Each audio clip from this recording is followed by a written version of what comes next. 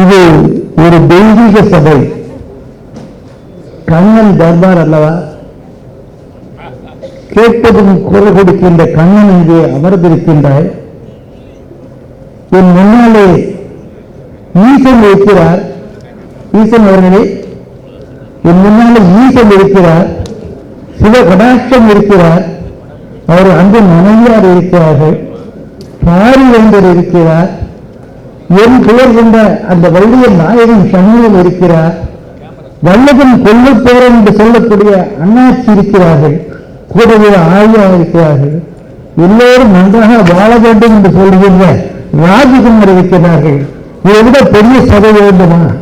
அந்த பெரிய சபைக்கு எனது மனமார்ந்த வந்தனத்தை தெரிவித்துக் கொள்கிறேன்.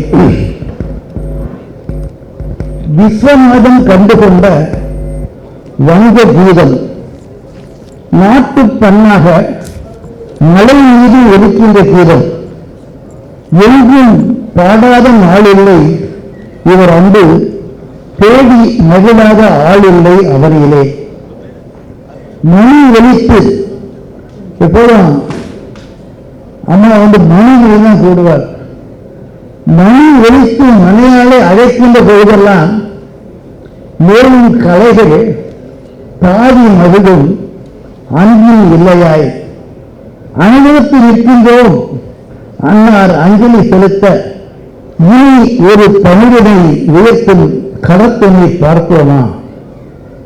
அண்ணாமலை தீபமென என்றும் வெளியிட்ட தமிழ், காந்தமுடன் கருணையுடன் கவர்கின்ற தமிழ், பாரிவேந்தர் பரம்புகளை பாடி வந்த தமிழ், வள்ளுவர் வாழ்கின்ற மனிதனாக இருக்கின்ற தமிழ், முருகனாய் சண்முகனாய் நீங்களும் வண்ணமிடும் தமிழ், வானமதில் வட்டமிடும் நிலா பாடும் தமிழ், சேது பந்தனம் செய்து அந்த ராமன் ஏற்கும் தமிழ், ராஜாவும் குமாரர்களும் உயிரெடுத்து காத்த தமிழ், மறைநிலை ஏறி மேலாட்டில் முழங்கும் தமிழ், செம்பாழிய ஆன செய்தி நாம் அறிவோம்.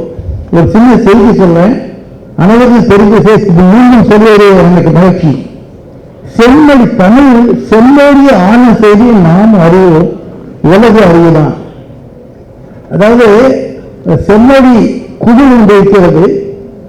நாட்டில் உள்ள மிகுந்த 18 மொழிகள் உறுப்பினர்கள் இருப்பார்கள். அவர்கள்தான் எது செம்மொழியாக வேண்டும் என தீர்மானிக்க வேண்டிய நிலை. ஜனநாயக நாட்டிலே அவர்களை நீங்கள் கவர் பண்ணவில்லை என்றால் தம் தமிழ் செம்மொழியாக முடியாது. யாருமே செய்யாத முறையிலே கண்ணன் அவர்கள் அனைவரையும் காசால் அல்ல அன்பால் பேச்சால் அனைத்து நின்று இன்று தமிழ் மொழியை ஆக்கிவிட்டால் நாளை உண்மையும் ஆக்கி கொடுக்கிறோம் என்ற வாக்கு கொடுத்து தமிழ் மொழியை செம்மொழியை ஆக்கினார் என்ற கதை யாருக்கு தெரியும்?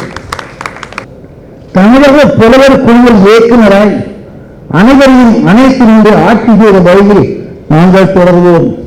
உன் புகழே, உன் தமிழே, உன் மொழியே, நாங்கள் நினைந்து உன்னை போற்றி மேகலைக்கு பெறும் ஆறுதல் தந்து தமிழக புலவர் குழு தழைத்திட நீ விட்டுச் சென்ற பணி தொழில் செய்வதே எங்கள் அணியினம் நிலைநாட்டி இன்றைய தலைவர் விஸ்வநாதனோடு வெற்றி காண்போம். வாழ்க உன் நினைவு, வளர்க உன் புகழ், என்றும் மனிதர்கள் உள்ளத்தில் நீ வாழ்தல் போல எங்கள் இதயத்தில் மணி ஒலித்து வாழ்க நீ எம்மான் என அஞ்சலி செலுத்தி அமைகிறோம். நீங்காத நினைவுடனும் அகலாத பாசத்துடனும் வாழும் வள்ளிநாயகன். வணக்கம்.